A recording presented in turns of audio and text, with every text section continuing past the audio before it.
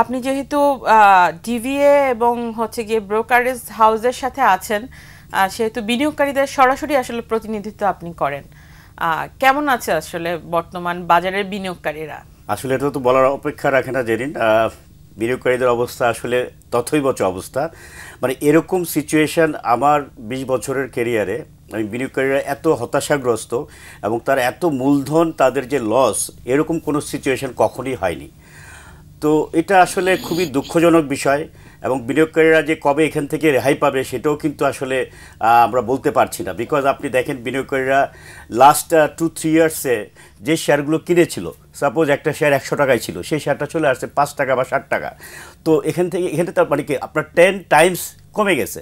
তো এই যে পুঁজিটা সে হারালো, এইখান থেকে তার ওঠা কতটুকু উঠতে পারবে? বিকজ যেই শেয়ারগুলো তারা কিনেছিল সেগুলো ফান্ডামেন্টালি বেসড শেয়ার ছিল না, হয়তোবা গুজবে হুজুগে তারা কিনেছে এবং এখন তাদের প্রকৃত যে চিত্র সেটা প্রকাশ পেয়েছে। তো এই বিনিয়োগকারীদের দিয়ে কিন্তু আর সামনে এই মার্কেট চালানো সম্ভব না। যদি ফ্রেশ কোনো ফান্ড বা ফ্রেশ যদি নতুন কোনো বিনিয়োগকারী আসে বা তারা যারা আছেন তারা যদি নতুন করে বিনিয়োগ করেন, তাহলেই কিন্তু মার্কেটে প্রাণের সঞ্চার হবে। এবং যার ফলে যেটা হয়েছে, আমরা যারা ব্রোকারেজ হাউস চালাই আমাদের অবস্থাও কিন্তু ওই বিনিয়োগকারীদের থেকেও আরও খারাপ অবস্থায় চলে গেছে। বিকজ এটা আমাদের রুটি রুজির একটা জায়গা এবং আমরা এখানে শেয়ার লেনদেনের মাধ্যমে আমরা একটা কমিশন পাই, সেই কমিশন দিয়ে কিন্তু ব্রোকারেজ হাউসগুলো চলে। আগে ধরো লেনদেন হতো 1000 কোটি টাকা বা 2000 কোটি 3000 কোটি টাকা লেনদেন হয়েছে, এখন সেই লেনদেন নেমে আসে 200 থেকে 300 কোটি টাকার মধ্যে। তো আমরা তো সেইভাবে আমাদের হাউসগুলোকে সেট আপ করেছি এবং সেইভাবে আমরা আমাদের ম্যান পাওয়ার নিয়েছি, আমাদের অফিসকে সেট আপ করেছি, আমরা সব কিছু সেভাবে গুছিয়ে সেভাবে তৈরি করেছিলাম।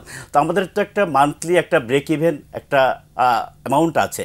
তো সেই জায়গার থেকে আমরা দেখা যাচ্ছে যে 20% কাভারও করতে পারছি না এবং এইভাবে আমরা লাস্ট 1.5 বছর যাবৎ কিন্তু নিজেদের পকেট থেকে নিজের টাকা খরচ করে কিন্তু আমরা আমাদের অফিসগুলো মেনটেন করছি, পাশাপাশি আমাদের যারা স্টাফ আছে তাদেরকেও আমরা চালিয়ে যাচ্ছি। তো এটা কতদিন আমাদের পক্ষে চালানো সম্ভব আমরা জানি না। তো সেই জন্য আমি যেটা মনে করি যে বিনিয়োগকারী এবং ব্রোকারেজ হাউসে যারা আছেন বা এর সাথে যারা ইন্টারমিডিয়েট যারা আছেন যুক্ত আছেন, তাদেরকে যদি বাঁচাতে হয় এখানে একটা প্ল্যান পরিকল্পনা নিয়ে আমাদের আগাতে হবে এবং একটা প্ল্যান দিতেই হবে।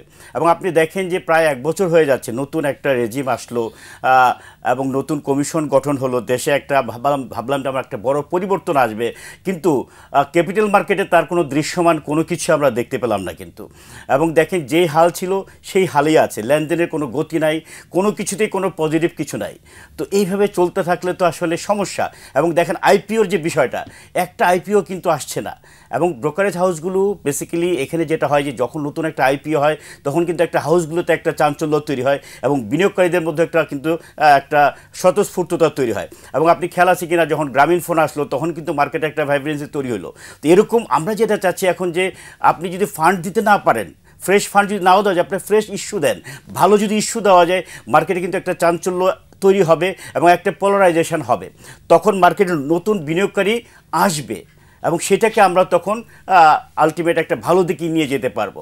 তো সেটাও কিন্তু আমরা দেখতে পাচ্ছি না। গাইডলাইন তৈরি হচ্ছে এবং সেই গাইডলাইন তৈরিতে এত সময় লাগার কথা না।